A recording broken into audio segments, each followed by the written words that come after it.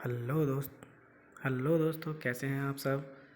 मैं आपका दोस्त रामवीर आप लोगों के लिए एक बहुत ही महत्वपूर्ण क्लास लेके आया हूँ जो कि शिक्षण कौशल पर आधारित है। आपके आने वाली जो भी अगले एग्ज़ाम हैं, जैसे यूपी टेट, सुपर टेट, जिसके लिए बहुत ही हेल्पफुल होने वाली है ये वीडियो। तो दोस्तों, अगर आपको ये वीडियो अच्छी लगती है तो प्लीज़ आप एक बार हमारे चैनल को सब्सक्राइब और लाइक ज़रूर कर दीजिएगा। ऐसे ही वीडियो देखने के लिए आप हमारे एक चैनल को सब्सक्राइब ज़रूर करें। तो आइए दोस्तों, हम शुरू करते हैं हमारी आज की क्लास, जो कि शिक्षण कौशल पर आधारित है, जो कि एक बहुत ही महत्वपूर्ण टॉपिक है जिसको हम बहुत ही बारीकी से आपको समझाएंगे। तो आइए हम शुरू करते हैं आज की हमारी क्लास। शिक्षण कौशल, आखिर सबसे पहले हम आपको बताना चाहेंगे कि शिक्षण कौशल है क्या। मतलब शिक्षण कौशल हम किसे कहते हैं, इसका क्या अर्थ है।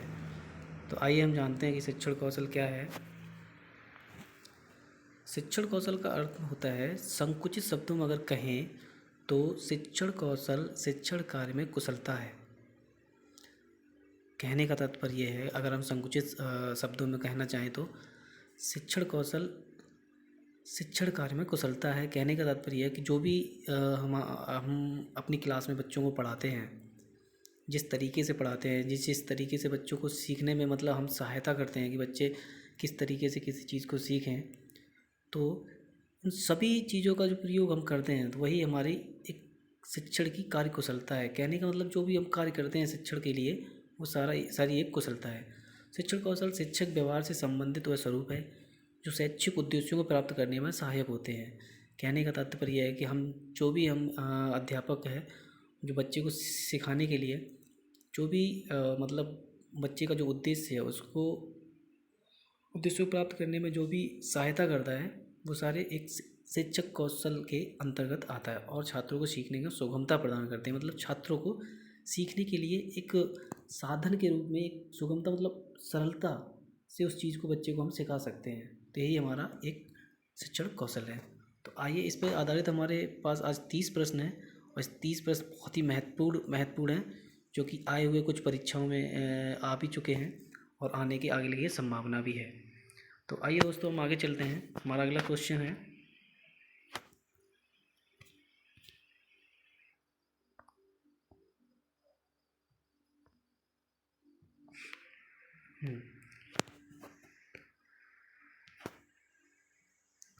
शिक्षण कौशल के विकास एवं सुधार की प्रविधि किसे कहा जाता है। तो ये क्वेश्चन जो हमने लिया है, एक बहुत ही अच्छी बुक से उठाया इस प्रश्न को। और शिक्षण कौशल के विकास और सुधार की प्रविधि किसे कहा जाता है, तो ये कहा जाता है सूक्ष्म शिक्षण को। एक्चुअली एक क्या होता है कि सूक्ष्म शिक्षण हम किसे कहते हैं, सूक्ष्म शिक्षण कहते हैं कि एक छोटी सी प्रक्रिया में जो टीचर शिक्षण कार्य करता है, उसमें अपने एक शिक्षण को निखारता है। तो वही उसी चीज़ को हम कहते हैं सूक्ष्म शिक्षण। हमारा अगला क्वेश्चन है, एजुकेशन टेक्नोलॉजी शब्द का प्रयोग सर्वप्रथम किसने किया था। तो ये किया था ब्रायन मॉर जोन्स ने। ब्रायन मॉर जोन्स एक मनोवैज्ञानिक थे जिन्होंने सबसे पहले एजुकेशन टेक्नोलॉजी शब्द का प्रयोग किया। अभिक्रमित अनुदेशन का विकास किसने किया था। अभिक्रमित अनुदेशन का विकास किया था वी एफ स्किनर ने।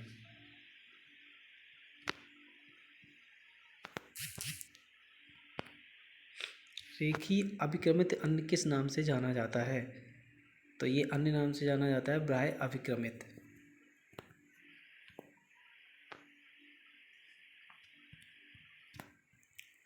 पाठ प्रस्तावना कौशल का मुख्य संगठक क्या है। तो पाठ प्रस्तावना कौशल का जो मुख्य संगठक होता है वो होता है पूर्व ज्ञान। जब भी हम किसी बच्चे को अपने जो भी मतलब पाठ्य योजना होती है जिसे हम लागू करना चाहते हैं क्लास में, तो सबसे पहले हम क्या करते हैं एक शिक्षक होने के नाते कि बच्चे को उसकी पूर्व ज्ञान से जोड़ते हैं और पूर्व ज्ञान से जोड़कर उसको हम जो हम पढ़ाना चाहते हैं उस पर हम लेकर आते हैं। तो इसी को हम कहते हैं पूर्व ज्ञान। निम्नलिखित में से कौन सा कथन शिक्षण के संदर्भ में सही नहीं है। तो शिक्षण एक अंतःक्रियात्मक प्रक्रिया है, शिक्षण एक त्रिमुखी प्रक्रिया है, शिक्षण एक प्रभाव निर्देशित प्रक्रिया है, शिक्षण केवल कक्षा तक सीमित रहने वाली प्रक्रिया है। तो देखिए, शिक्षण एक अंतःक्रियात्मक प्रक्रिया, ये बिल्कुल सही बात है कि शिक्षण एक अंतःक्रियात्मक प्रक्रिया है। शिक्षा एक त्रिमुखी प्रक्रिया है, बिल्कुल शिक्षा एक त्रिमुखी प्रक्रिया है। शिक्षक, छात्र और पाठ्यक्रम। शिक्षण एक प्रभाव निर्देशित प्रक्रिया है। जी बिल्कुल, शिक्षण एक प्रभाव निर्देशित प्रक्रिया होती है, लेकिन शिक्षण केवल कक्षा तक सीमित रहने वाली प्रक्रिया नहीं है। देखिए शिक्षण क्या है कि बच्चे का ऐसा नहीं है कि बच्चा केवल कक्षा में ही सीखेगा। बच्चा कहीं और किसी भी समय कुछ भी सीख सकता है। ऐसा नहीं है कि बच्चा परिवार में सीखता है, बच्चा अपने सहपाठियों से सीखता है। तो शिक्षण केवल कक्षा तक सीमित रहने वाली प्रक्रिया नहीं है। यही आपका क्वेश्चन सही है। किसने कहा नवाचार एक ऐसा विचार है जिसमें व्यक्ति नवीनता का अनुभव करता है? तो ये विचार, नवाचार एक ऐसा विचार है जिसमें व्यक्ति नवीनता का अनुभव करता है, ये कहा था H.D. वर्नेड ने। भारतीय शिक्षा के इतिहास में सर्वप्रथम किस समिति ने अपव्यय और अवरोधन पर विचार किया? देखिए भारतीय शिक्षा के इतिहास में जो अपव्यय और अवरोधन पर जो विचार किया था वो किया था हर्टांग समिति ने।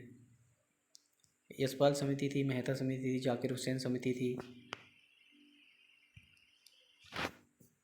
विद्यार्थियों के पोर्टफोलियो के लिए सामग्री का चयन करते समय का जरूर होना चाहिए। देखिए जब विद्यार्थियों के लिए हम पोर्टफोलियो के निर्माण करते हैं तो उसमें हमें किस किस सामग्री का प्रयोग करना चाहिए? वो करना चाहिए विद्यार्थियों और समावेशन। हम बच्चों का पोर्टफोलियो तभी तैयार कर सकते हैं जब बच्चों को उसमें शामिल करें, उनका समावेशन शामिल करें। दोनों चीज़ों को शामिल करने अगर ना करेंगे तो हम बच्चों का पोर्टफोलियो तैयार नहीं कर सकते। निम्नलिखित में से कौन सा एक उपयुक्त रचनात्मक आकलन का कार्य नहीं है? तो ये होता है खुले अंत वाले प्रश्न। परिप्रेक्षण एवं निरीक्षण तंत्र के प्रमुख कार्य हैं। परिप्रेक्षण एवं निरीक्षण तंत्र के प्रमुख कार्य हैं, तो ये देखिए परिप्रेक्षण एवं निरीक्षण तंत्र के प्रमुख कार्य होते हैं विद्यालय प्रशासन की देखभाल करना, विद्यालय में अभिभावक की मध्य सेतु के रूप में कार्य करना, बालकों को परामर्श एवं निर्देशन प्रदान करना, उपयुक्त सभी। तो एक परिप्रेक्षक होने के नाते ये सारे कार्य निरीक्षक के होने चाहिए। संज्ञानात्मक संप्राप्ति का न्यूनतम स्तर है। तो ये संज्ञानात्मक संप्राप्ति का जो न्यूनतम स्तर होता है वो होता है ज्ञान। स्मृति स्तर शिक्षण के अंतर्गत जोर दिया जाता है, तो ये देते प्रत्यास्मरण करने पर। क्रियात्मक अनुसंधान का उद्देश्य है विद्यालय तथा कक्षा की शैक्षिक कार्यप्रणाली में सुधार करना। वे शिक्षक जो विद्यालय आधारित आकलन के अंतर्गत कार्य करते हैं, अपने प्रत्येक विद्यार्थी को प्रत्येक विषय में परिवार कार्य देना पड़ता है। कुल मिला के इसका जो सही आंसर होगा वो होगा व्यवस्था के लिए स्वामित्व की भावना रखते हैं। प्राथमिक स्तर पर मूल्यों की शिक्षा देने की सर्वोत्तम विधि है कि प्राथमिक स्तर पर क्या होता है, अगर हम बच्चों को कुछ चीज़ सिखाना चाहें तो उसके लिए हमें क्या करना चाहिए? तो उसके लिए हमें करना चाहिए अध्यापक के व्यवहार में मूल्य स्थापन। कहने का मतलब यह है कि बच्चे जब छोटे होते हैं तो उन पर सबसे ज़्यादा प्रभाव जो पड़ता है वो पड़ता है अनुकरण का। अगर हम बच्चों के सामने जिस तरह का व्यवहार करेंगे बच्चे भी उसी तरह का व्यवहार को सीखेंगे। तो इसलिए हमें ये एक अध्यापक होने के नाते ये सबसे महत्वपूर्ण है कि अध्यापक के व्यवहार में मूल्य स्थापन होना चाहिए, मतलब खुद में सुधार करना चाहिए बच्चों के सामने, वही बच्चों के अंदर भी मूल्य प्रभावित होते हैं। ग्राम शिक्षा समिति का गठन कौन करता है? तो ग्राम शिक्षा समिति का जो गठन होता है वो करता है ग्राम पंचायत। यदि पूर्व ज्ञान व अनुभव नए प्रकार के सीखने में सहायता करते हैं तो उसे कहते हैं सकारात्मक प्रशिक्षण स्थानांतरण। मंडली पर मनोविज्ञान केंद्र की स्थापना क्यों की गई थी? तो देखिए मंडली मनोविज्ञान केंद्र की स्थापना क्यों की गई थी? इसलिए की गई थी कि मनोविज्ञान के क्षेत्र में शोध करने के लिए, मनोविज्ञान विषय के प्रति लोगों को जागरूक करने के लिए, लेकिन इनके लिए नहीं की गई थी। मनोविज्ञानशाला की सेवाओं के लिए।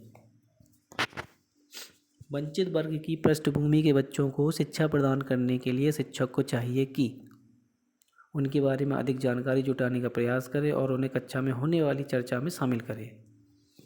तो वंचित वर्ग के जो पृष्ठभूमि से बच्चे आते हैं, जो गरीब हैं, आर्थिक रूप से कमज़ोर हैं और दलित समाज के जो बच्चे होते हैं, तो इनको हम वंचित वर्ग की पृष्ठभूमि वाले बच्चे कहते हैं। तो उनके लिए शिक्षक को चाहिए कि उनके बारे में अधिक जानकारी जुटाने का प्रयास करें और उन्हें कक्षा में होने वाली चर्चा में शामिल करें।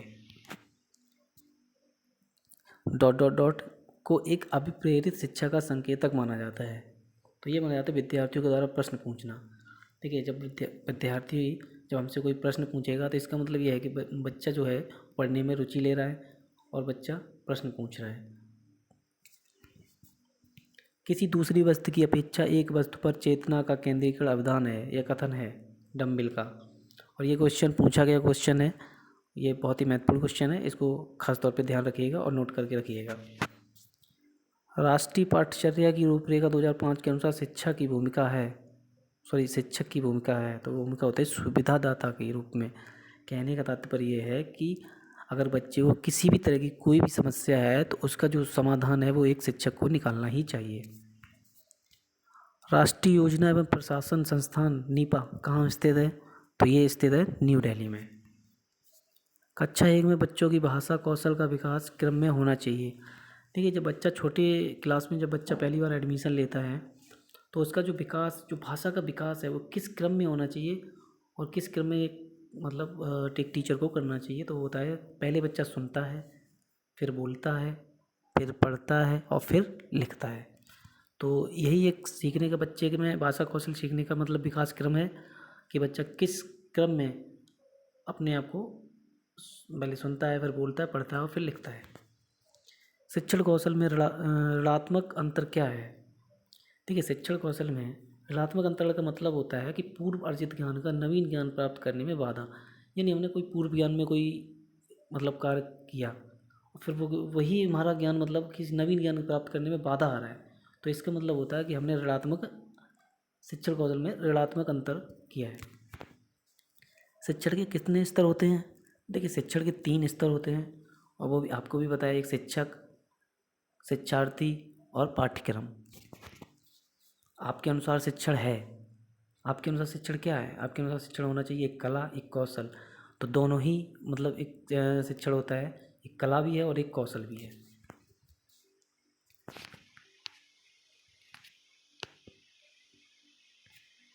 तो दोस्तों, आज की क्लास हमारी कैसी लगी?